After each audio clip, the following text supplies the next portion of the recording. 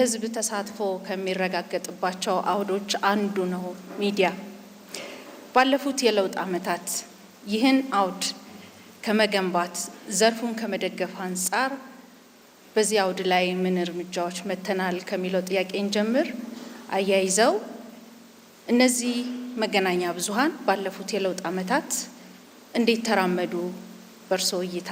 ከሚዲያ ማህበረሰብ ጋር በዚህ መልክ ተገናኝተን ሀሳብ መለዋወጥ ለኔም መልካም እድል ነው። የመጀመሪያው ጥያቄ እናት ያነሳሽው የሚዲያ አውዱ ከለውጡ ማግስት ምን መምሰል አለበት የሚለውን ያሰብንበት ልንሰራ የሞከርንበት መንገድ በስራቸው ምክንያት በሙያቸው ምክንያት ሚዲያ አካባቢ ስለሚናገሩ አይደለም። ጋዜጠኛ በመሆናቸው ምክንያት የታሰሩ ሰዎች መፍታት ነበር የመጀመሪያው እርምጃ።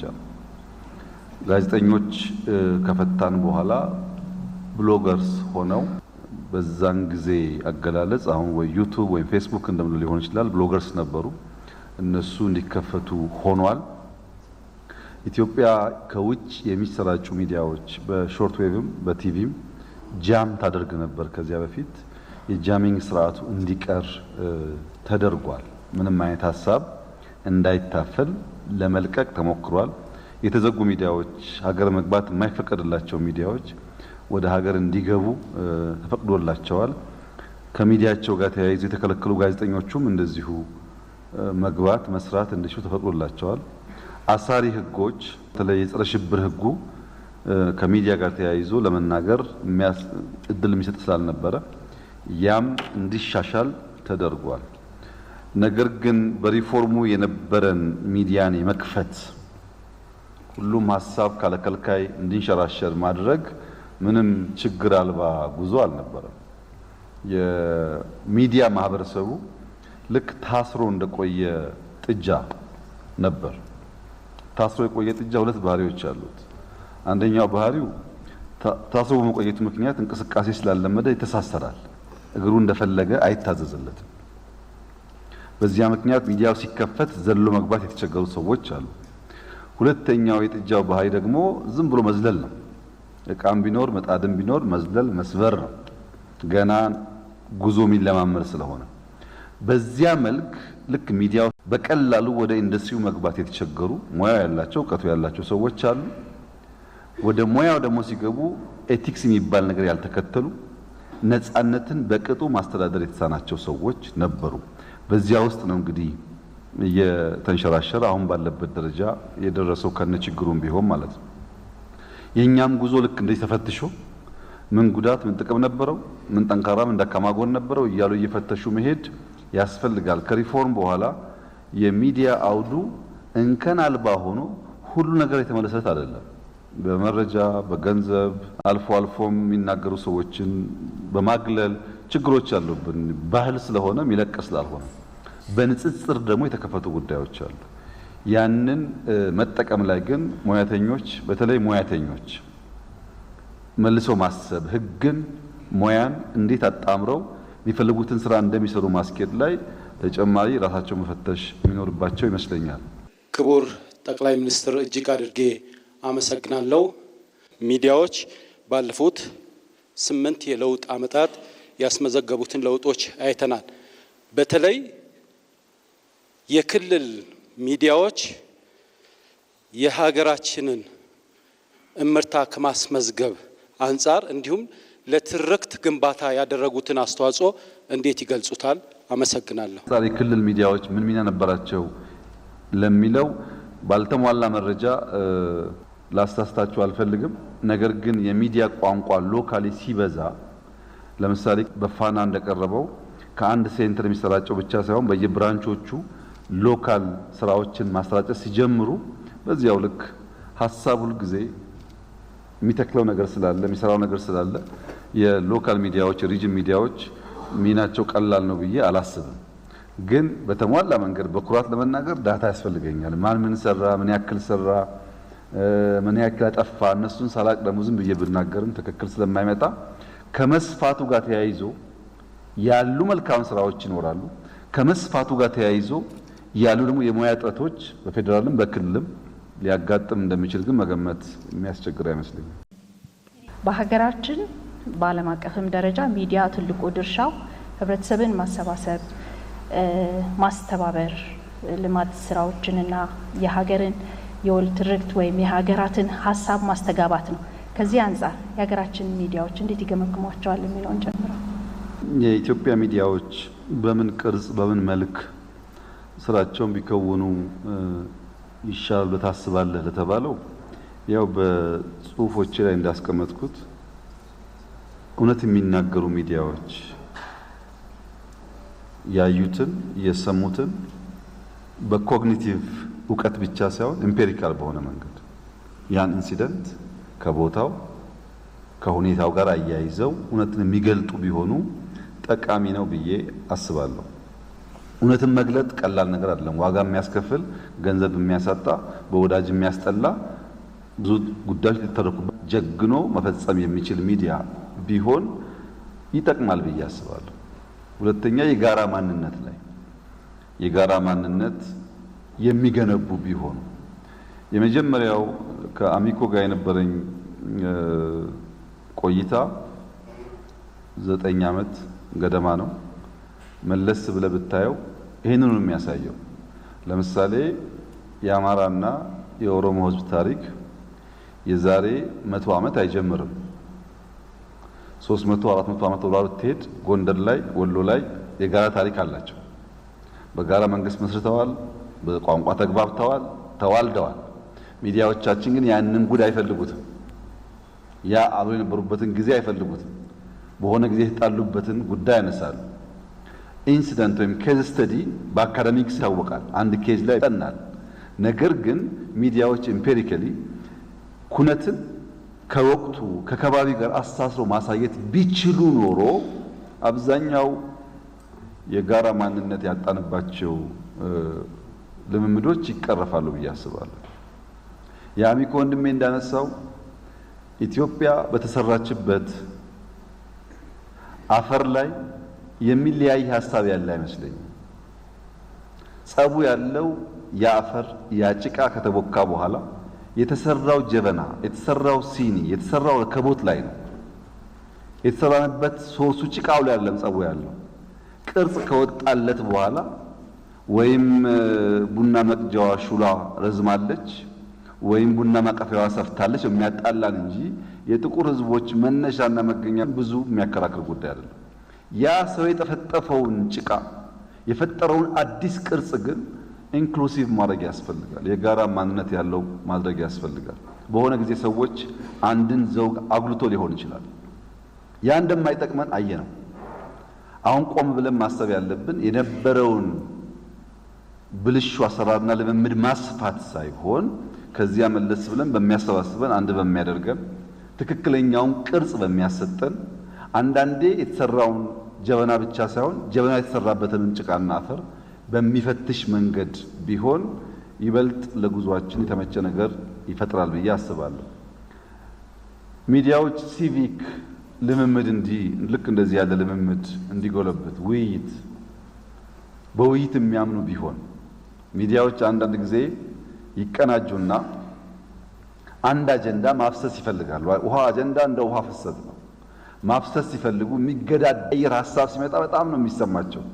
ቢኮዝ የፈለጉት ነገር እንደፈለጉ እንዲፈስ ስለሚያስቡ ከዚያ ነገር ወጥተው ተቃራኒ ሐሳቦችም ከመጡ ጎን ለጎን ለማጫወት የሚፈቅዱ ለውይይት ለንግግር በር የከፈቱ ቢሆኑ ጥሩ ነው ብዬ አስባለሁ። ሀገራዊ ግቦች ላይ መቼም ናሽናል ኢንትረስት የሌለው ወይም በሃውስሆልድ ሌቭል የቤተሰብ ፍላጎት የሌለው አባወራ የለም። የቤተሰብ ፍላጎት ያለው አባወራ ሰርቶ ለፍቶ ደክሞ ልጆቹን ያስተምራል። በሀገር ደረጃም ኮሌክቲቭ የሆኑ ፍላጎቶች አሉ። እነዚያን አንጥሮ ያወቀና ለነዛ የሚሰራ ቢሆን ይመረጣል። ቢቀር ብዬ የማስበው ዋልታ ረገጥ ጫፍ ላይ የወጡ የሃይማኖትም የብሔርም የፖለቲካም ክርር ያለ ነገር መጨረሻው መሰበር ስለሆነ እሱ ቢቀር። በኢትዮጵያ የባለፉት 40-50 ዓመት የፖለቲካ ታሪክ ክርር ያሉ ሁሉ ተሰብሮ አልቀዋል። በስተስልጣን ቢይዙም ባይዙም አክርሮ የተሳካለት የለም።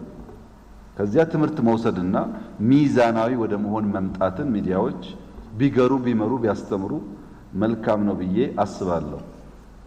ኢትዮጵያ ውስጥ በቂ የሆነ አሜኬላ ተዘርቷል። ከበቂ በላይ ጥላቻን፣ መናናቅን፣ መከፋፈልን፣ ሁሉም ለማኝ ሆኖ ሳለ አንዱ ከአንዱ እንደሚሻል አስመስሎ መሳልን በበቂ ተዘርቷል።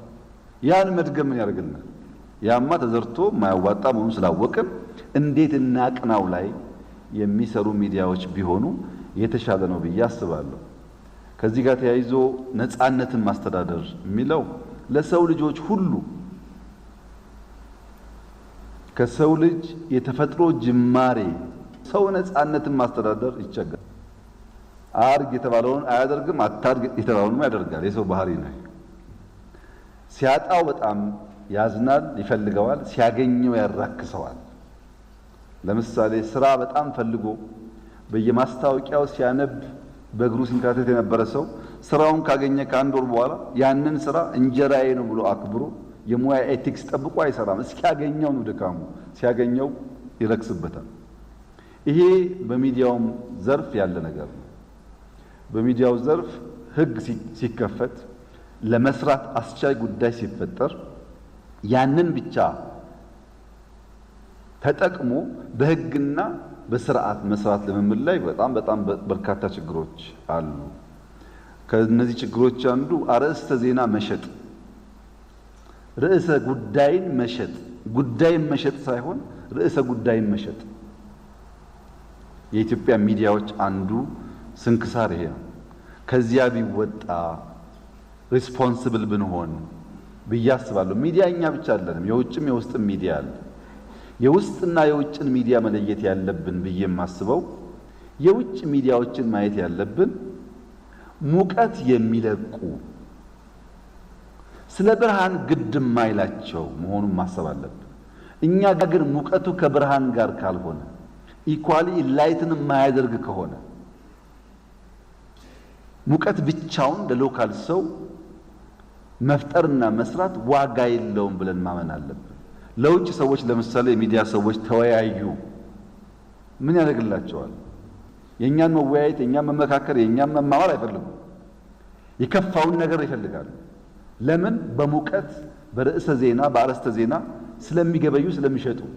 እኛስ ከአርዕስተ ዜና ገባ ብለን ጉዳዩን ከመነሾ የምናስብ ብንሆን አሰራርና ሕግን የምንከተል ብንሆን እምብዛም ግጭት ሳይፈጠር ብዙ ሀሳቦች ሊንሸራሸሩ ይችላሉ ብዬ አስባለሁ።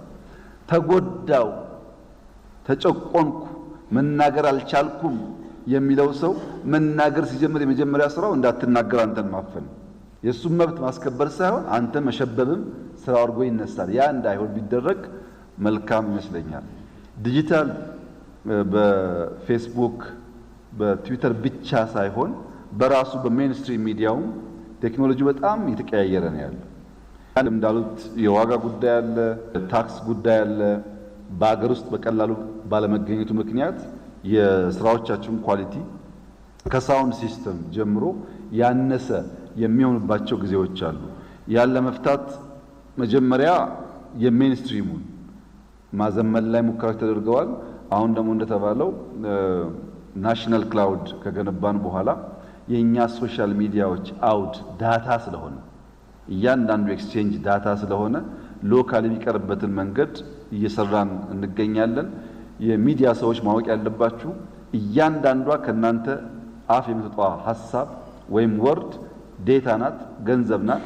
ያ ገንዘብ ሌላ ቦታ የሚቆይ ከሆነ ሌላ ቦታ የሚኖር ከሆነ ለዛኛው ሀገር ጥቅም ይሆናል፣ ለኛ ጥቅም አይኖር።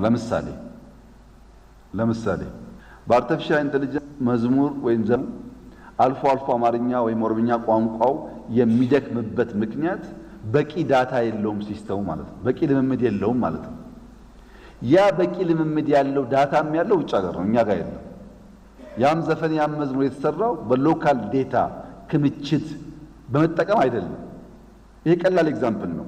ነገ ስለ እውቀትም ስለ ባህልም ስለ ታሪክም ስናወራ በዚሁ ልክ ዳታችን መጠበቅ ካልቻል፣ ቴክኖሎጂን ለኛ ፍላጎት መገልገል ካልቻል ሄዶ በልጆቻችን ላይ ጉዳት ሊያመጣ ይችላልና ቴክኖሎጂ መገልገል ያስፈልጋል። ነፃነትንና ሕግን አጣምሮ ማክበር ያስፈልጋል። ሚዲያው ለምን ፐርፐዝ እንደሚሰራ አውቆ መስራት ያስፈልጋል ብዬ አምናለሁ። ሀገራችን የአንድ ክፍለ ዘመን ታሪክ ያለው ምናልባትም አፍሪካ ሀገራት የቅኝ ግዛት ትግል ከመጀመራቸው በፊት የህትመትና የራዲዮ ስርጭት እንደጀመረች አሳይቶናል የዛሬው። ከዛ ተነስቶ በዚህ ታሪክ ውስጥ ያለፈው የሀገራችን የሚዲያ አውድ አሁን ባለው ሁኔታ በተለይ ከለውጡ በኋላ በቴክኖሎጂ ብቃት፣ በስርጭት ተደራሽነት ቁመናውን እርስዎ እንዴት ይገመግሙታል? ከዛው ጋር አያይዘው የይዘት ስርጭቱ በተለይ በሀገር ውስጥ ሀገር ለምትፈልገው ግዙፍ አጀንዳና ሀገር ላለ የመረጃ ቋት እና መረጃ ሁለቱም ጥያቄ ስለቀረበ ቋቱ ስቶሬጁ ነው። የመረጃ ቋት ወይም ዴታቤዝ የሚባለው በየተቋማቱ አለ። ኢቲቪ ብትሄድ ኢቢሲ ብትሄድ ዲጂታይዝ እያደረኩኝ ነው፣ ዴታ ሴንተር ገንብቻለሁ ይላል። ፕሬስ ቅድም እንዳነሳው በሚሊዮን የሚቆጠሩ ዶክመንቶች አሉኝ ይላል። ወይም ፕራይም ሚኒስትር ኦፊስ ወይም ቴሌኮም ይላል። ግን ያንተን ጥያቄ ካርጌው ናሽናል ሳይሆን ናሽናል ክላውድ ያስፈልገናል። ሁሉም የኢትዮጵያ መረጃ የሚቀመጥበት አንድ ከዳታ ሴንተር ያለፈ ቢገር የሆነ ነገር ያስፈልጋል። ለዚያ ነው እንግዲህ በዲጂታል 2030 ይህንን ካላሳካን ወርቅ እየጠበቅን ብር እየጠበቅን ውሃ ማኔጅ እናድርግ እያልን ዳታን ማኔጅ ካላደረግን ሄዶ ልጆቻችን ይቸገራሉ በሚል እሳቤ እየተሰራ ነው ያለው። ምናልባት ዓመት ተኩል 2 ዓመት ይፈጅ ይችላል። በጣም ሰፊ ስራ ስለሆነ ጥቅሉ ማለት ነው። ይሄ ማለት ሚዲያውንም ግብርናውንም ንግዱንም ሁሉ ይመለከታል። በየተቋማት ብትገኝ ተበትኖ ልታገኘው ትችላለህ። አንዳንዱን በጽሁፍ አንዳንዱን በዲጂታል ፎርም። ኢቢሲ ለምሳሌ የብዙ ዘመናት ሃርድ ኮፒዎች ዲጂታይዝ ማድረግ ስራ ሰርተዋል፣ ወደ አርካ ያስገባት። ወይም ፕራይም ሚኒስትር ኦፊስ ብትመጣ ለ100 ዓመት የነበረ የመንግስታት ታሪክ አርካይቭ ወደ ዲጂታል መግባት ተችሏል። ግን ያ በቂ አይደለም፣ እንዳልከው በቂ አይደለም። ኢንፎርሜሽን አንድ ቦታ ሲከማች ከዛ ፌች ማድረግ ከዛ አክሰስ ማድረግ ሌላ ታሪክ ነው። እያለም መውሰድ ላይ ችግር አለ። አንደኛው የድሮ የምናውቀውን የሚዲያ ስርዓት ያለቀቁ ሰዎች አሉ። ተቀምጦ እንደዚህ ፊት ለፊት ጥያቄ ጠይቆ መልስ ካልሆነ ሚዲያ ጥያቄና መልስ የለም ብሎ የሚያስቡ ሰዎች አሉ። እሱ ቀረኩ። እድሜ ለትዊተር እድሜ ለፌስቡክ ዘመን ተቀየረ። በዛ የማይመለሱ ጉዳዮች ነው የምትጠይቀው። በየቀኑ መረጃ አንሰጥም ብሎ ለመናገር ያስቸግረኛል። እንደው ዝም ብሎ ጫዋታውን ትንሽ ከበድ ለማድረግ የኤክስ ሚዲያ ስም እንዳልጠራ ነው። የኤክስ ሚዲያ አንድ ሚኒስተር ጋር ሄዶ ስለ ስራው መረጃ መውሰድ ይቸግራል፣ በሩ ዝግ ነው ይላል። ግን ሚኒስተሩ ጋር ሄዶ ምን አይነት ስፖርት እንደሚሰራ፣ ጠዋት እንዴት እንደሚነሳ፣ ምሽት እንዴት እንደሚግባባ፣ እንዴት ቢሮ እንደሚሄድ፣ የቢሮ ሶፋም እንደሚመስል ግን አክሰስ ተቸግሮ ያውቃል። ብዙዎቹ እናያቸዋለን። እንደዚህ ኳስ ተጫወትኩኝ፣ እንደዚህ መኪና ነዳው ሲሉ ያ አክሰስ ለምን ነው ለስራው ያልዋለው ነው። ስለ ሰውየው እንዴት ጠዋት ተነስቶ ልብስ እንደሚለብስና እንዴት ቢሮ እንደሚሄድ ማሳየት ያልተሳነው ሚዲያ ስለ ሜል ስራው ለምን ተሳነው ነው። ትንሽ ቆም ብሎ መፈተሽ የሚያስፈልግ ይመስለኛል። አክሰስ ነው ችግሩ፣ ከዚያ ባሻገር ነው። በዚህ ሳይድ ያለው ይገዛዋል፣ በዛ ሳይድ ያለው ይገዛል። በዚህ ጫዋታ ውስጥ ስለሆነ ነው ፕሮፌሽናሊዝም ጠፍቶ ወደ ሁለተኛው ጥያቄ የሚወስደኝ ጉዳይ መጣው ማለት ነው። አክቲቪዝም ዝም ብሎ አልመጣም። ይሄ ርዕሰ ዜና መሸጥ ዝም ብሎ ማስጮህ ዝም ብሎ አልመጣም። ከጥቅም ጋር የሚያያዝ ጉዳይ ነው። መንግስት ለዚህ ሴክተር በቂ ድጋፍ የማያደርግ ከሆነ ሰዎች ቅድም ተባሉ ማስታወቂያ ለማግኘት ፋና ሲሆን የሚያገኝ ኤንቢሲ ከሆነ የማያገኝ ከሆነ ምንም ምርጫ የለውም። ብሩክ ያለው አማራጭ ማስጮህ ነው ገንዘብ ለማግኘት። ይህንን ባላንስ ማድረግ ሪስፖንስብል መስጠት ከሁላችን ይጠበቃል። ኤንቢሲ የሚታገዝበት ዋናው ምክንያት ከሙያው እንዳይወጣ እንጂ የመንግስት ደጋፊ እንዲሆን አይደለም። መንግስት የሚፈልገው እውነት እንዲናገር ነው።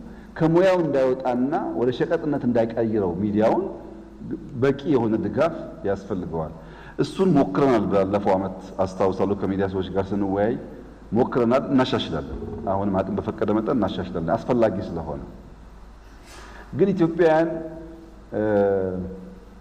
የሌላን ዓለም ሰው የሌላን ሚዲያ ወይም የሌላን ፍላጎት ማስተናገድ ላይ ያለንን ዝግጁነት ግን አቅለህን ደግሞ አትመልከት። ለምሳሌ ኢትዮጵያ የባህር አክሰስ አያስፈልጋትም ያለ ጋዜጠኛና ፖለቲከኛ ነገ እንዴት ነው ልጁ ጋር እንደሚቆም አላውቅም። እኔ በውስጡ እንኳን ይሄን ጉዳይ ልናገረው ብሎ ቢያልፍ ይሻላል። አፉን ሞልቶ የጥራት አጀንዳ ተናግሮ ነገ ሲቀየር ዓለም ሲቀየር እንዴት ብሎ እሱ አይደለም እሱ እንኳን ይሞታል። ልጁ ግን እንዴት ጓደኞቹ ፊት እንደሚቀርብ አላውቅም። ያንተ አባት እኮ ኢትዮጵያ አክሰስ እንዳይኖራት በይፋ ይናገር ነበር ዳታውን ስለሚያሳዩ ማለት ነው። በዚህ ደረጃ ነው ራሳችንን የማናከብረው፣ ራሳችንን ለሌላ ፍላጎት የምንሰጠው። ያ ችግር ከመንግስት ወገን ሊሰራ የሚገባው ነገር አለ። ሙያተኛውም ነው ሙያውን ማክበር አለበት።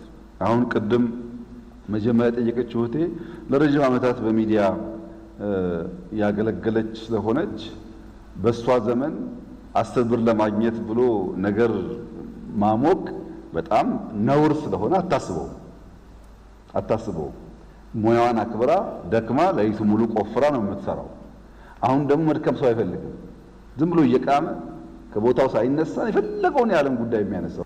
ቴክኖሎጂውን በሚመለከት ግን የሚዲያ ሰዎች እንድታስቡበት የምፈልገው ከዚህ ቀደም የነበረው የሚዲያ አፕሮች ተቀይሯል። አሁን ተቀይሯል። አንከር አንድ ሰው ሁለት ሰው ካለ በቂ ነው። በጣም የሚያስፈልገው 20-30 ዲፕሎማ ያላቸው ኮምፒውተር የሚያውቁ ኤአይ የሚያውቁ ሪሰርቸር ነው የሚያስፈልገው። በተደጋጋሚ ለሚዲያ ሰዎች አንስቻለሁ ይሄን ጉዳይ። ለምሳሌ እኔ የራሴ የሚዲያ ዳሽቦርድ አለኝ። በኤአይ የተሰራ በኦፕን ክላውድ የተሰራ ምፈልጋቸውን ጉዳዮች ሲስተሙ ያውቃል። ማታ ስገባ ዓለም ላይ ያሉ ለኔ የሚያስፈልጉኝን ዜናዎች ይሰጠኛል በአንድ ሰከንድ። ከእናንተ ሚዲያ ጋር የሚቸገር እንዳይመስል ከዓለም ላይ ያለውን ዘርግፎ ከአናሊሲስ ጭምር ይሰጠኛል። 30 ደቂቃ ካሳለፍኩ 24 ሰዓቱም እንዳለ ይገባኛል። ዘሴሚስትሩ ኢቢሲ የሚያስፈልገው ኦፕን ክላውድ ነው። ኤአይ በጣም ብዙ ነገር አቅልሏል። ዓለም ላይ ኢትዮጵያን በሚመለከት በኢኮኖሚ፣ በዲፕሎማሲ፣ በፖለቲካ፣ በንግድ ምን ጉዳይ አለ ብትለው የዓለምን ዜና ዘርግፎ ያመጣልሃል። እሱን ነገር ትንሽ አማርኛ አድርገህ ነካክተህ መዘገብ የሚያስፈልገው። ብዙ አልቆየም፣ 2 ወር 3 ወር ሊሆን ይችላል። ከዚህ አንፃር ኢቢሲ በጣም ግንባር ቀደም ስራ እየሰራ ነው ያለው። ፋናዎችን መማር አለባችሁ፣ ኤንቢሲ መማር አለበት፣ ሌሎችም መማር አለባችሁ። ሪሰርች ቤዝድ ኢንፎርሜሽን ማሰራጨት ጀምረዋል። ሪሰርች ቤዝድ ማድረግና ኤአይ መጠቀም ብንችል አብዛኛው ስራ ይቀላል። ለምሳሌ እዚህ 4-5 ካሜራ አለ። የዚህም ፕሮዳክሽን ነገ ብናየው አንድ ሰው በአፕል ስልክ ከሚቀርጸው የተሻለ መሆኑን አናስሹር። ሰው በስልኩ ጥርት ያለ ኮንቴንት መፍጠር እየቻለ አንተ 10 ካሜራማን ደርድረህ ማድረግ የማትችል ከሆነ መጠየቅ ያለበት ተቋሙ ነው ማለት ነው። ለምንድን ነው ኮንቴንት ያላማረው?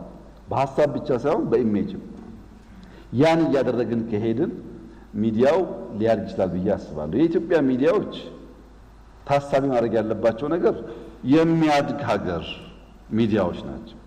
በልቶ ማደር ለኢትዮጵያውያን ኢሹ ስለሆነ ይሁነኝ ብለን የምንይዘው ጉዳይ መሆን አለበት፣ አዳጊ ሀገር ስለሆነ። ሁለተኛ እኛ ንግድ አናውቅም፣ ትሬድ አናውቅም። አሁን ዛሬ ብትወስድ ፋርም ጌት ላይ የእንቁላል የወተት የስንዴ ዋጋ ረክሶ አርሶ አደሮች ተቸግረዋል። ያን ግን አምጥቶ መሸጥ ችግር ሆኗል ኢትዮጵያ ውስጥ። ጋዜጠኛ ማድረግ አለበት ፋርም ጌት ላይ ያለ ፕራይስ እና ሱቅ ውስጥ ያለ ፕራይስ ምን ለየው ማሰብ አለበት። ያ የለየው ንግድ አናውቅም፣ መረጃ ልውውጥ ችግር አለ። ስለ ንግድ በእጅጉ የማያስተምር ሚዲያ ከሆነ የኢትዮጵያ ሚዲያ አይደለም፣ ጋፓችን ስለሆነ። ንግድ ብቻም ሳይሆን ስለ ፈጠራ ብዙ ክፍተት አለ። እንዴት መፍጠር እንዳለብን ሚዲያው ካላሳየ ማደጋ የኛ ሚዲያ አይደለም ማለት ነው። ለአሜሪካ ሚዲያ ፈጠራ ኢሹ ላይሆን ይችላል፣ ለኛ ግን ኢሹአችን ነው። ለአሜሪካ ሚዲያ ንግድ ኢሹ ላይሆን ይችላል፣ ለኛ ግን ኢሹአችን ነው። ወደኛ ኢሹ መመለስ አለበት። የሌላውን ኢሹ ስናሞቅ ሙቀት ስንፈጥር ብርሃን ሳናመጣ እንዳንቀር ማለት ነው። ወደኛ ጉዳይ መለስ ካል በእርግጠኝነት ብዙ ጉዳይ መልስ ያገኛል። ለምሳሌ ኢትዮጵያ ውስጥ ስንዴን ስታወራ ስንዴን ያደርጋል ይላል ሰው፣ በማግስቱ ደግሞ ዳቦ የለም ይላል። ስንዴ ከራውራታ ዳቦ ከየት ይመጣል? የኤጁኬሽን ሲስተም እንውሰድ። ቅድም ያነሳሁት የ16 ሴንቸሪ 17 ሴንቸሪ ያነሳው የጎንደር ኪንግደም የወሎም ሊሆን ይችላል የአማራና ኦሮሞ ቅድም ያነሳው ጉዳይ ባለፉት 150 ዓመታት በኦሮሚያ ክልል ውስጥ የኦሮሞ ልጆች ስለ ገዳ ስርዓት ትምህርት አይሰጣቸው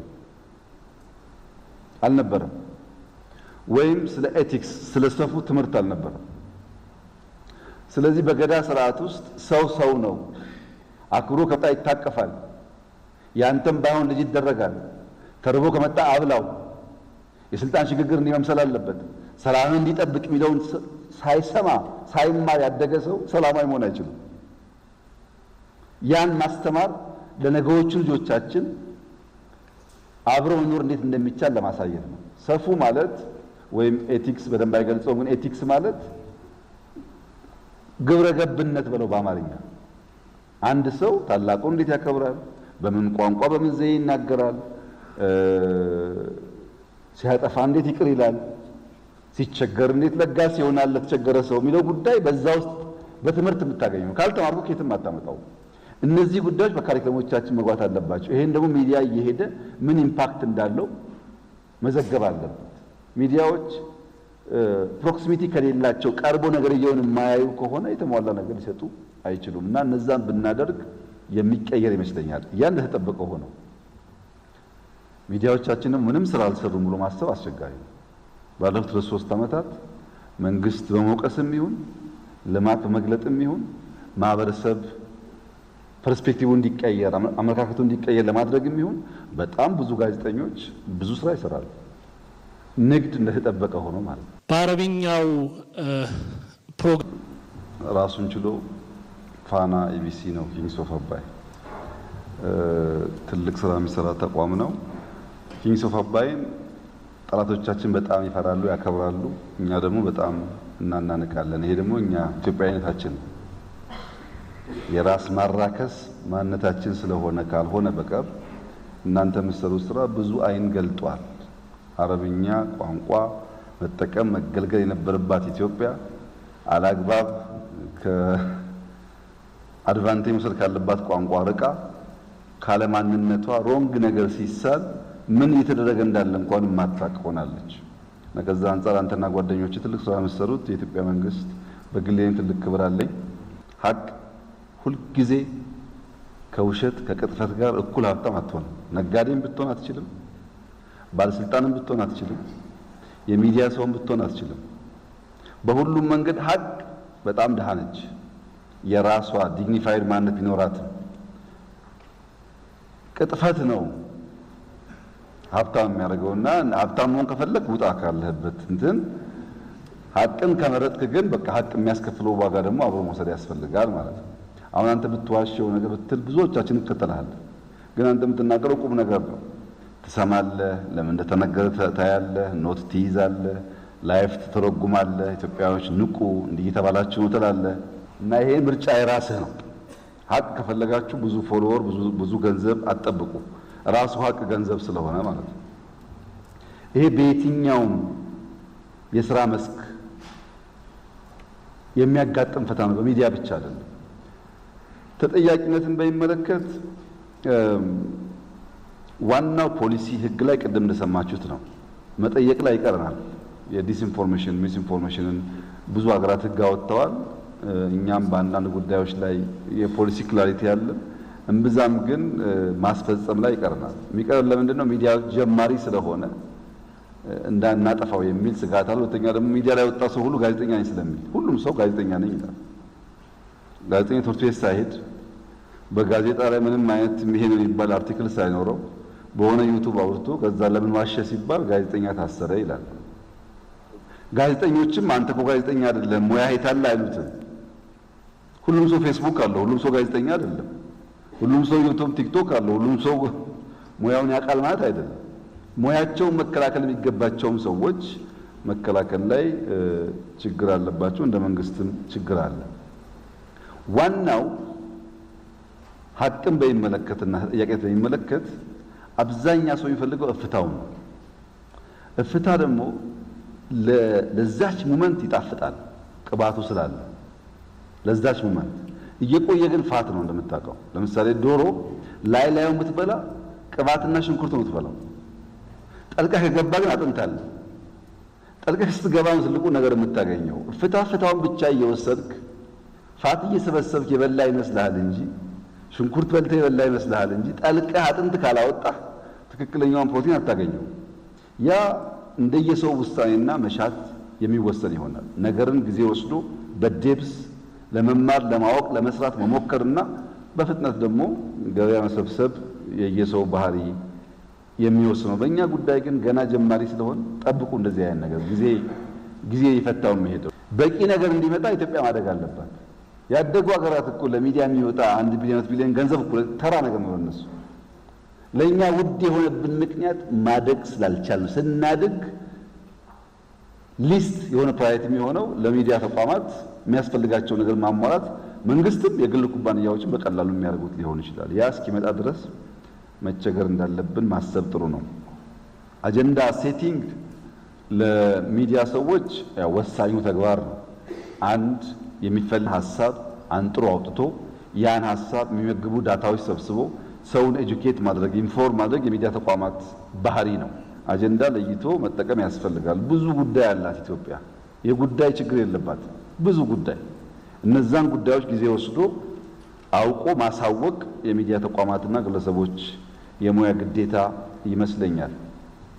ኤአይን በሚመለከት ግን በደንብ ገብቶኝ ከሆነ ጥያቄው በተቋም ደረጃ ከሆነ ያነሳው በየሚዲያ ተቋማቱ የኤአይ ዲፓርትመንት አያስፈልግም። በየሚዲያ ተቋማቱ የኤአይ ሙያተኛ አያስፈልግም። ለምሳሌ አንተ ባለ ስልክ ብቻ ባለ ስልክ ዳሽቦርድ ብትሰራ የኢትዮጵያም የዓለም ሚዲያም ስልክ ለማግኘት ይችላል። ምንም የኤአይ ሙያተኛ አያስፈልግም። ሜቢ አንድ ቀን ማሳየት ብቻ ያስፈልጋል። አንድ የኤአይ ሙያተኛ አንድ ቀን ዳሽቦርድ እንዴት እንደሚሰራ ካሳየህ ከዛ በኋላ ያን አፕሊኬሽን ተጠቅመህ ማየት ትችላለህ። ሰው አያስፈልግም ማለት ነው። ኤአይ ሲባል ልክ እንደ ድሮ ሶፍትዌር ወይም ሃርድዌር ፊዚካሊ የምነካው ጉዳይ ሳይሆን እውቀቱ አለ። እውቀቱ እንዴት መገልገል እንዳለብን ካወቅን መጠቀም እንችላለን። ለምሳሌ ኢትዮጵያ ውስጥ 5 ሚሊዮን ኮደርስ ብለን ከሚሰጡ ኮርሶች አብዛኛው ኤአይ እንዴት መጠቀም እንችላለን ነው። ቨርቹዋል ነው። ከቤታችሁ ተመራችሁ ሰርቲፋይድ ሆናችሁ መገልገል ይቻላል ማለት ነው። ራሱ ኤአይም ያስተምራል። እንዴት ነው የምፈጠው ብትሉት አሁን ኤአይን እያወራው ዳሽቦርድ እንዴት ነው የምሰራው ብትሉት ራሱ ይሰራላል፣ እያሳየ እየነገረ። ብዙ ከባድ ነገር አይደለም። ሰዎች ቴክኖሎጂካል ሳቪ ካለመሆንና ካለመሞከር ነው እንጂ የሚያጥራቸው ብዙ የሙያተኛ ነገር የሚያስፈልገው ጉዳይ አለ። ራሱ ኤአይ ደጋፊ ስለሆነ አሁን ኢቢሲ ለምሳሌ ኦፕን ክላውድ የሚጠቀም ከሆነ የላይሰንስ ፊ ሊኖረው ይችላል። ግን ትናንሽ ሲስተሞች በኤአይ ሰርቶ ሪሰርች ለማድረግ ምንም አያስፈልገውም። የጀመሩ ይመስለኛል። ፋና ያለበትና አላቅም።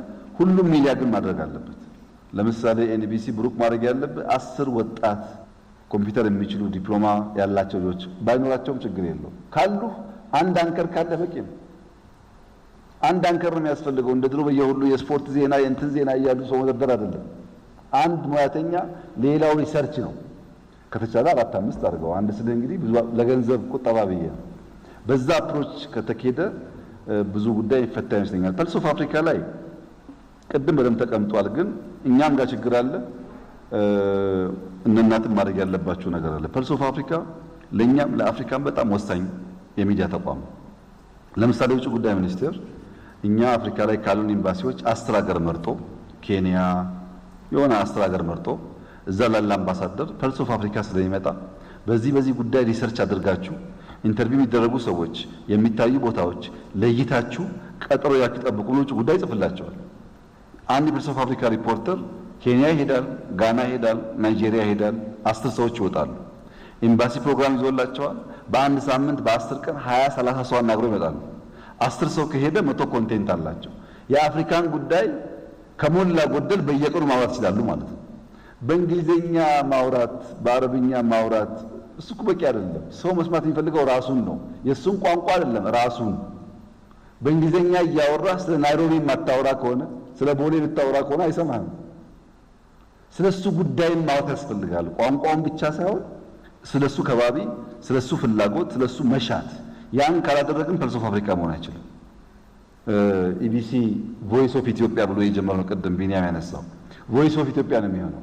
ፐልስ ኦፍ አፍሪካ እንዲሆን ሰፖርት መደረግ አለበት እንዲወጣ ማለት ነው። ያን ስናደርግ የብዙዎቹን ሐሳብ እየያዘ ይሄዳል። ዓለም አቀፍ ቋንቋ መጠቀም ጥሩ ነው። ከክልል አንጻር እህት ያነሳችው በሁሉም መስክ እንዳለው ክፍተት በዚህኛውም ውስንነት አለ። ድሮ ከነበረው በላይ ቋንቋ ተጨምሯል። ድሮ ከነበረው በላይ የቲቪ ቁጥር አድጓል፣ የሬዲዮ ቁጥር አድጓል፣ የማህበረሰብ ሚዲያዎች አድገዋል ማለት የሆነ ወሬ አለ ማለት ነው። በቂ ነው ወይ ያልሽኝ እንደሆነ ፖለቲካውን በቂ አይደለም፣ ኢኮኖሚውን በቂ አይደለም፣ ሚዲያውን በቂ ሊሆን አይችልም። በዛ መንፈስ ካላየ ነው ኢትዮጵያ ውስጥ ያሉ ሁሉም ብሔሮች ሚዲያ ያላቸውም ጭምር ለምሳሌ ኦቤን አለ ኦሮሚያ ውስጥ ወይም አሚኮ አለ አማራ ውስጥ። አሚኮ የአማራን ጉዳይ በሙሉ እየመለሰው ነው ብለን ማሰብ አንችልም። አሚኮ ከጊዜው ጊዜ እያደገ ነው ያለው። በስቱዲዮ እያደገ ነው፣ በሰው እያደገ፣ በሙያ እያደገ ነው። አሁን ካለበት ከ5 ዓመት በኋላ የሚደርስበት ጥርጥር የለውም እያደገ ይሄዳል። የአማራ ሚዲያ መሆኑ ብቻ አይደለም፣ የሂውመን ካፒታል፣ ቴክኖሎጂ፣ ቦታ፣ ተደራሽነት፣ ኢንፎርሜሽን ፌስ የሚያደርግበት ስርዓት፣ ብዙ ነገሮች ስላሉበት ሚዲያው ስላለ ብቻ በቂ ዘገባ ይኖራል ማለት አይደለም። ሌላውም ቋንቋ እንደዚሁ ማለት ነው። ግን በሶማሊኛ ያለው ልምምድ አሁን ከሪፎርም በኋላ አይተሽ ከሆነ በዋና ዋና ሜንስትሪም ሚዲያዎች ቀላል አይደለም። በሲዳምኛ ቀላል አይደለም። ሙከራዎች አሉ። እነዚህ ሙከራዎች እያደጉ እንዲሄዱ በእኛም በኩል በሙያተኞች በኩልም ስራ ሊሰራ ይገባል። የልማት ስራዎችን በሚመለከት በሁለት መንገድ ማየት ጥሩ ነው። ለምሳሌ ጎፋ ውስጥ አንድ የፕሪሲዥን ፋርሚንግ ሙከራ አንድ ወጣት አድርጓል ብለን እናስብ። ያ ፋርሚንግ ፕራይመሪሊ የሚያስፈልገው እዛ አካባቢ ላለ ሰው ነው፣ እዛ ለሚያየው ሰው ነው፣ ለማህበረሰብ ሚዲያ ነው። ከዛ የሚቀጥለው ቀበሌ የሚቀጥለው ወረዳ እየሰፋ ይሄዳል። ሁሉም ስራ ወደ ናሽናል ሚዲያ አምጣት አይጠበቅበት። እንዳልሽው ነው ኃላፊዎች ሲንቀሳቀሱ ሞር አጀንዳ የመሆን እድል አለው። ግን ልማት ከሆነ ማህበረሰቡን ከጠቀመ ኢምፓክት ካመጣ ዜናው ባይነገርም ችግር የለም። ዋና የሚፈልገው ልማቱ ነው። ዜናውን ከዛ መማር የሚፈልጉ ሰዎች እየተማሩ ይሄዳሉ። ባላንስ ማድረግ ያስፈልጋል። የኢትዮጵያ መንግስት ቀዳሚ ስራ የኢትዮጵያን ብልጽግና የሚያረጋግጡ ጉዳዮች ላይ ማትኮር ነው 99%። የተረፈ ጊዜ ደግሞ ካለ እንደዚህ ችግር የለውም። ዋናው ግን ስራው ላይ መሆን አለበት። ያ ካልሆነ ሌላውን ለመምሰል ይሄው ከነጻነት በኋላ አፍሪካ 67 ዓመት ሞከረች። መምሰልም አልቻልንም፣ መሆንም አልቻልንም። ከንቱ በከንቱ እንዳንሆን ኮርሱ መቀየር አለበት። ወደኛ ጉዳይ ማተኮር ያስፈልጋል። የኛ ጉዳይ ደግሞ ልማት፣ ለውጥ፣ ብልጽግና ቢባል የሚሻል ይመስለኛል። ብሔራዊ ጥቅምና የሉዓላዊነት አደጋ ላይ ሀገራት የየራሳቸው ተሞክሮ አላቸው፣ ድንበር አላቸው፣ አጥር አላቸው። የማይታለፍ ደግሞ ውልና ስምምነት አላቸው። ከሚዲያ ጋር በተያያዘ ባለንበት ከለውጡም በኋላ በምናደርጋቸው ልምምዶች ብሔራዊ ጥቅምን ማስጠበቅና ሉዓላዊነት ወይም የሀገራት ሉዓላዊነት የሀገራችንን ሉዓላዊነት አደጋ ውስጥ ባለመጣል የሚዲያዎቻችን ቁመናና አቋም እርስዎ እንዴት ይገመግሙታል? ብሔራዊ ጥቅም በሚመለከት ያው ሚዲያ ገር ኃይል ነው። ሚዲያ የሀገርን ኢሜጅ ይገነባል። ሚዲያ የሀገርን ቅርጽ ያሳያል። ለምሳሌ ስለ ሆሊውድ እያየን ስለ ቦሊውድ እያየን እኮ ነው ስደተኛውን የቀረ ነው። ብዙዎች እኮ ሆሊውድ እያዩ ነው ስደተኛ ሆነው ኤሌ ሲሄዱ ግን ያን ያጡት። ሆሊውድ ያለው አንድ ሰፈር ነው እንጂ ካሊፎርኒያ አይደለም። ሆሊውድ ያለው አንድ ሰፈር ነው እንጂ ሎስ አንጀለስ ከተማውን አይወክለውም። ያ የምናየው ነገር የሚገለባበጠው ነገር አንድ ቦታ የሚሰራ አንድ ስቱዲዮ የሚሰራ ነገር ነው። እሱን እያየን እኮ ነው ልክ ገነት እንደ መግባት እያሰብን ለስደት ተጋልጠን ወደዛ ተሰደን ወደዚህ ደግሞ ለመሰደድ እንደገና መከራ የምናየው ማለት ነው። ምን ማለት ነው? ሰዎች ሀገራቸውን ፊዚካሊ ለቀው ቢሄዱ እመኚኝ ልባቸው፣ ንግግራቸው፣ አማርኛቸው፣ ዳቦና ሻያቸው፣ እንጀራ በወጣቸው እዚሁ ስለሆነ መንፈሳቸው ተሰዶ መጥቷል። እዚህ ያ የሆነበት ምክንያት በሚዲያ በገር ኃይል በአእምሯቸው የተቀረጸው ጉዳይ የፈጠረባቸው ጫና ነው። አሁንም አለ ይሄ ጉዳይ። በቅርቡ አንድ መጽሐፍ አንብቤ ነበረ። ኢትኖግራፊክ ልቦለድ ነው፣ ናሂሊ የሚል ጸሐፊው ናትናኤል ከበደ ይባላል። እንግዲህ በአካል አላቀውም፣ ሳስበው ግን ወጣት ይመስለኛል። የናትናኤል ከበደን መጽሐፍ ብታነቡት ጥሩ ነው። እዛ ካየሁት አንድ ቁም ነገር በአንድ ካራክተር ውስጥ እየተረከ ነው እና በአሜሪካን ሀገር ሚድ 90s ጥናት ይካሄዳል። ጥናቱ የነጭ አሻንጉሊትና ጥቁር አሻንጉሊት ወስደው የሚያጠኑ ጥቁሮች ናቸው። ህፃናት ሰብስበው 7 ዓመት 8 ዓመት ሰብስበው ህፃናት ከዚህ ከነጩ አሻንጉሊትና ከጥቁሩ አሻንጉሊት ደግ ማን ነው፣ የዋህ ማን ነው፣ አዛኝ ማን ነው ይጠይቃሉ። ደጉም አዛኙም ቆንጆም ጥሩም ነጩ ሆነ። ጥቁሩ መጥፎ ነው፣ ክፉ ነው፣ ሰይጣን ነው አሉ አሻንጉሊቱ። እናንተ ማንን ተወክላላችሁ ሲባሉ እያዘኑ ጥቁሩን አሉ። ናሂሊ 124 ገጽ አካባቢ ነው ያለው ይሄ ሐሳብ። በጣም የሚገርመኝ ራሱ ጥቁር ከተነገረው ብዛት ነጩን አሻንጉሊት መልአክ አድርጎ የራሱን አሻንጉሊት ክፉ አድርጎ ከዛ ደግሞ እያዘነ እኔ ግን ከክፉ ነኝ አለ። በቃ አሰርት አደረገ። ያን አስተሳሰብ ወደ ሰብኮንሺየስ ማይንዱ ከተተው ማለት ነው። እኔ ክፉ ነኝ፣ እኔ መጥፎ ነኝ፣ እኔ የምወክለው ጥቁር ነው ካለ ከዛ ሰው ምንም የሚጠበቅ ነገር የለም። መጨረሻ የሚወጣው ውጤት እንደዛ ነው። እንደዚያ እንዳይሆን የገር ኃይል የሶፍት ፓወር ለምሳሌ አንዳንድ ሰዎች አዲስ አበባ ላይ ያሉ ጥሩ ቦታዎች ባክግራውንድ አድርገው ከተናገሩ በሚዲያም ይሁን በፊልምም ይሁን በሆነ መንገድ ከተናገሩ መንግስትን ደገፍን ብሎ ስለሚያስቡ የግድ ከኛ ተቃርኗቸውን ለማሳየት የቆሸሸ ቦታ ፈልገው ይቆማሉ። ልክ እንደ ቅድሞ አሻንጉሊት ናቸው እነዚህ ባይዘው የጸዳ ነገር አይገባኝም ብሎ የሚያምኑ ናቸው። ዓለም ግን እንደዛ አይደለም። ስለ ዓለም የሰማነውና ያየነው እንደዛ አይደለም። መቼም ብዙ ነገር አይተናል ዓለም ላይ አይደለም።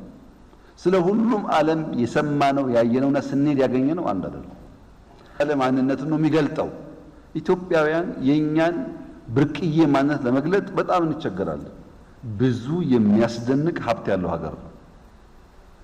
በፈለግነው መመዘኛ ከየትም ሀገር ጋር መሳ ለመሳ ቢታይ የማያሳፍር ታሪክ የማያሳፍር መልክዓ ምድር የተፈጥሮ ጸጋ ያለው ሀገር ነው። ያን ለመደበቅ መታተር፣ መሰቃየት፣ መቸገር ተገቢ አይደለም። መገለጥ ያለበት ነገር አለ። አንድ ሌላ ወጣት ይመስለኛል በግምት ትርኳሽ የሚል ልቦለድ በቅርቡ አይቼ ነበር። ልጁ ሰይድ ሙያ አህመድ ይባላል እና አንዳንድ ሰዎች የወንድም ልጅ ነው ወይ ብሎ ይጠይቁኛል። ብዕሩን እያዩ የወንድሜ ልጅ አይደለም፣ ግን ወሎ አካባቢ መቼቱ ጠበብ ያለ ነው። እንደ ናሂል ሰፊ ነው መቼቱ፣ ይሄ ጠበብ ያለ ነው። ወሎ አካባቢ ላይ ነው የጻፈው። አንድ መንደር ላይ የማህበረሰቡን ባህል፣ ሰርጉን፣ ለቅሶውን፣ ሀዘኑን የሚዋደዱ ሰዎች እንዴት ባህል አፍኖ ሸብቦ ይዟቸው ያለ መግለጥ ተቸግረው እስከምን ዋጋ እንደሚከፍሉ የአንድም ማህበረሰብ እሳቤ ብቻ ሳይሆን ያኗኗር ዘይና በለት የሚገጥማቸውን ችግር ግልጥ አድርጎ የሚያሳይ ነው።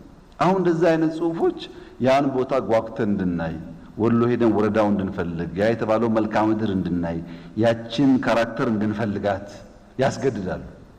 ይሄ ሶፍት ፓወር ነው። ይህ ልጅ ቢያቅም ባያቅም ወሎ አካባቢ ላይ ያለውን ባህልና እስላም ክርስቲያኑ ያለውን መዋሃድ አንድ ሰው አንድ ወጣት አንዷን ወጣት ወዶ ለመግለጥ በመቸገሩ ምክንያት ምን ያክል ዋጋ እንደሚከፍል በደንብ አሳይቶናል። ይሄ በየቦታው በዚያ መንገድ ቢገለጥ ብዙ ሰዎች ጓግተው የብሔራዊ ጥቅማችን ምን እንደሆነ አስተናስለው እንዲያዩ የሚያግዝ ነገር ይመስለኛል። የወባ ትንኝ ወባ አይደለችም። የወባ ትንኝ ቬክተር ናት እንጂ እሷ ወባ አይደለችም። ወባው ያለው ከአፏ ስትነክሰን ነው በሽታው የሚተላለፈው እንጂ ትንኛዋ ወባ አይደለችም። እኛ ግን ወባውን ለማጥፋት ቬክተሯን የምንገለው ተሸካሚውን ነው የምንገለው። ለምን? ተሸካሚው ካልሞተ በውስጡ የተሸከመው መርዝ ልናጠፋው አንችልም። ከሚዲያ ጋር ተያይዞ የሌሎች አጀንዳ፣ የሌሎች ፍላጎት፣ የሌሎች ሐሳብ ልክ እንደ ወባ ትንኝ እያመጡ መርጨት፣ በእምነት በብሔር በሆኑ ጉዳዮች መርጨት እንደ ወባ ትንኝ እንኳን መገደል ባይኖርባቸው እንደ ወባ መከላከያ የሆነ ነገር አድርገን ልጆቻችንን ካልጠበቅን በስተቀር የተነደፈ ማህበረሰብ የሚፈጠረው። አንዳንዴ አጀንዳ ሴቲንግ ቅድም ወንድሜ እንዳለው ይገርመኛል። አንዳንዱ ሐሳብ እንዴት ሰው ገዝቶት ያለ ማራገብ የሚሞክረው ሙከራ ከናሽናል ኢንተረስቱ አንፃር ማለት ነው። ለምሳሌ የቀይ ባህር ጉዳይ እንዴት የኛ ሆነ እንዴት ከኛ ሄደ ምርምር ይፈልጋል።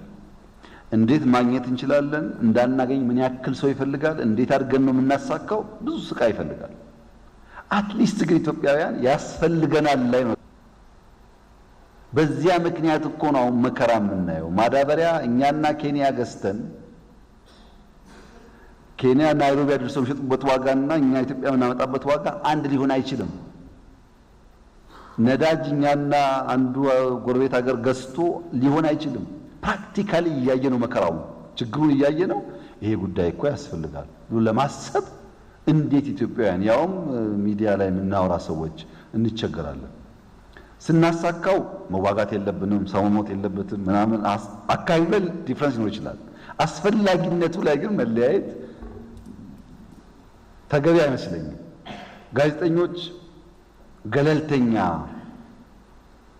አቋም መያዝ አለብን። መንግስት ጋር ከተጠጋጋን ስለ መንግስት ካወራን ይሄ ጥሩ አይደለም ብሎ የሚያስቡ አጠቃላይ አርቶ አካባቢና ጋዜጣ አካባቢ ያለው ስታቤ እንደዛ ነው። ጋዜጠኛ ግን ገለልተኛ አይደለም። ውሸት ነው። ገለልተኛ የሚባል ነገር የለም። ከግል ጥቅም ነው ጋዜጠኛ ገለልተኛ መሆን ያለበት። ከራሱ ጥቅም ገለልተኛ መሆን አለበት። ከኮሌክቲቭ ጥቅም ግን ገለልተኛ መሆን አይችልም። ዜግነት የሌለው ጋዜጠኛ የለም።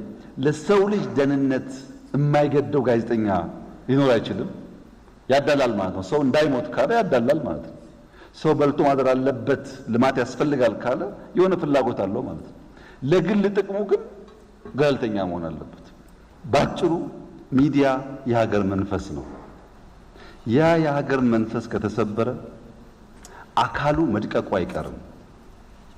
መንፈስ ሰባሪዎች አካል አድቃቂዎች እንደሆኑ አውቀው ካልተጠነቀቁ በስተቀር የልጆቻችን መሻት፣ የልጆቻችን ፍላጎት፣ የሀገራችን ፍላጎት ኮምፕሮማይዝ በሚያደርግ መንገድ በየለቱ ከሰራን ውሎ አድሮ ጥፋት ማስከተሉ አይቀርምና ለብሔራዊ ጥቅም የቀናንና የተጋን መሆን አለብን ብዬ አምናለሁ። በሚዲያ በኩል መንግስቱ በደንብ ተሳሰረ